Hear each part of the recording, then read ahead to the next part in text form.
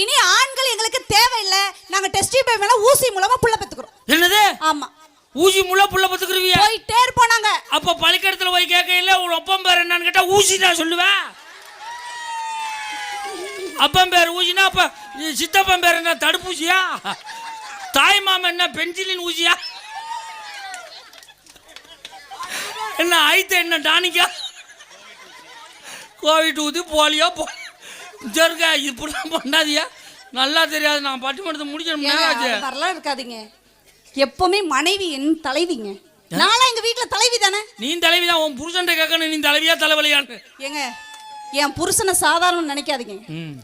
மாமா பொங்கல் அன்னைக்கு 2 கூட பூ வாங்கி கொடுத்தாரு நடுவுல. ஓஹோ. யாராவது அவங்க இந்த ஊர் ஆண்களை கேட்குறேன். ஏங்க உங்களே கேட்குறேங்க, மனைவிக்கு 2 கூட பூ வாங்கி தருவீங்களா? நான் ஒரு முழமே வாங்கி கொடுக்க மாட்டேன். நீங்க ஒரு கஞ்ச பிஸ்னாரின்னு எல்லாருக்கும் தெரியும். அது எங்களுக்கு தெரியும். தெரியும்ல.